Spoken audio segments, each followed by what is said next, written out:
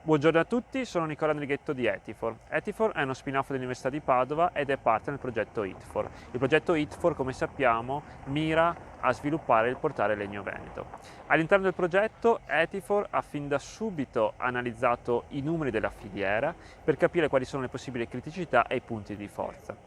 Ha quindi analizzato i numeri del primo anello della filiera, come anche i numeri del resto della filiera del legno veneto.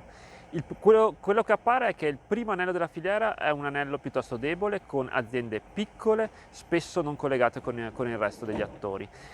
Mentre le aziende specializzate nella produzione di prodotti finiti come mobili sono aziende ben strutturate, che spesso e ben volentieri acquistano materiale dall'estero, materiale grezzo dall'estero. È quindi importante che il portale Legno Veneto colleghi questo tipo di aziende, e Etifor nei prossimi mesi cercherà di promuovere il portale tra le aziende del primo e del secondo anello della filiera.